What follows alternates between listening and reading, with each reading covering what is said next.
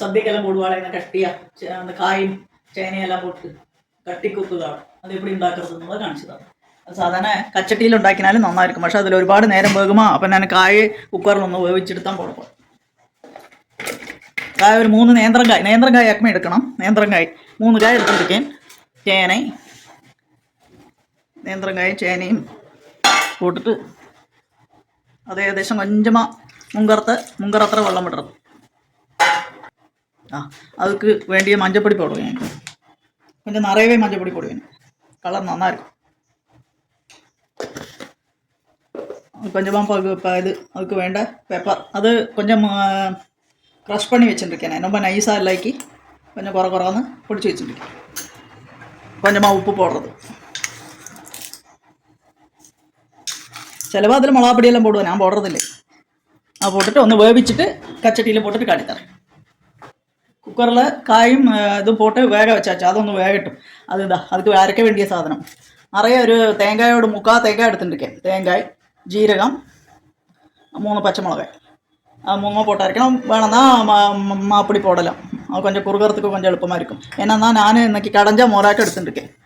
கடைஞ்ச மோர் கொஞ்சம் லூஸாக இருக்குமா, அதுக்கு வேண்டிட்டு கொஞ்சம் மாப்பொடி போடுறோம் வச்சுட்டு அது போட்டுட்டு அது 3 அரைச்சிட்டு இதை அதில் போட்டு குறுக்கிட்டு காணிச்சு தரேன். அது அதுக்கு பொரிச்சு கொட்டுறதுக்கு வெளிச்செண்ணையும் நெய்யுமா விட்டுட்டு கடுகு, வெந்தயம், மிளகாவத்தை, கருகாப்பள்ளியுமா பொரிச்சு கொட்டுறது. லாஸ்ட்டாக கொஞ்சம் வெந்தயம் மறுத்து பொடிச்சு வச்சுருக்கேன். அதையும் போடுறது. டேஸ்ட்டுக்கு கூடும், மனமும் கூடும்.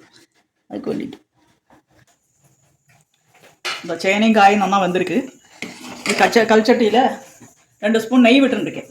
நான் அடியில் பிடிக்காக்கி இருக்கிறதுக்கு. എന്നിട്ട് இதை அதில் போட்டுட்டு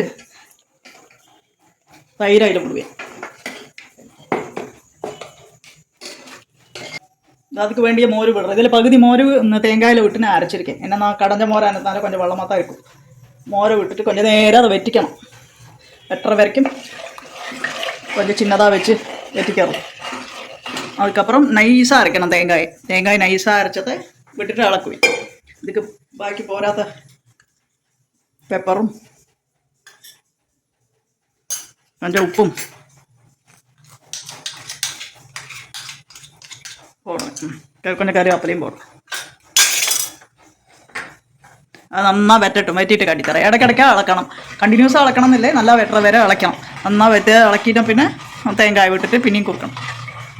വെച്ച് അതിൽ തേങ്ങ അരച്ചത് വിട്ടിരിക്കും. തേങ്ങ നന്നാ നൈസാக അരച്ചിരിക്കും. അதையும் விட்டுருக்கேன்.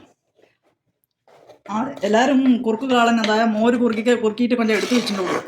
அப்படியே ஒரு மாதத்தோളം வச்சுக்கலாம். நமக்கு எப்போ யூஸ் பண்ணணுமோ அப்போ தேங்காய், ஜீரகம், பச்சை மிளகாயுமா அதில் மிக்ஸ் பண்ணி கலக்கிறோம். இதுக்கு நல்லா புளிச்ச மோர் எடுத்ததுன்னா நல்லா இருக்கும். கச்சட்டியானதுனால அதில் இருந்தே குறுங்கிக்கும். இந்த சேனை நல்லா வந்திருக்கு. குறுக்கு காலம் நல்லா குறுகியாச்சு. இனி பக்கம் அந்த கச்சட்டியில் இருந்துட்டே நல்லா இன்னும் குறுகும். அதுக்கு கொஞ்சமாக ஒரு வெந்தயம். அது மணத்துக்கும் டேஸ்ட்டும் நல்லா இருக்கும். கொஞ்சமாக போடுறது. ஒரு இதில் 2 ஸ்பூன் போட்டு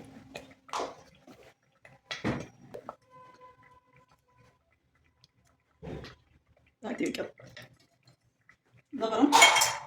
இந்த பரம் வெளிச்செண்ணெய் பகுதி, நெய் பகுதி விட்டுருக்கேன். 2 ஸ்பூன் வெளிச்செண்ணெய், 1 ஸ்பூன் நெய்.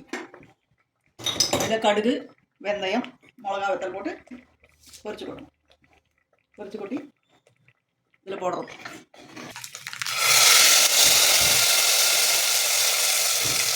இந்த குறுக்கு காலம் ரெடி ஆயிடுச்சு. எல்லாரும் ட்ரை பண்ணி பாருங்க. இது என்னன்னா அந்த சദ്യക്ക് ஸ்பெஷலாக നല്ല கட்டியாக போடுவாரியா. அது மோரோட குறுக்கி நமக்கு எடுத்து 1 மாதம் வேற வச்சுக்கலாம். அதில் நம்ம தேங்காயிலமா அப்பப்போ அரைச்சி கலக்கி கூட்டான் மாதிரி யூஸ் பண்ணிக்குவோம். எல்லாரும் ட்ரை பண்ணி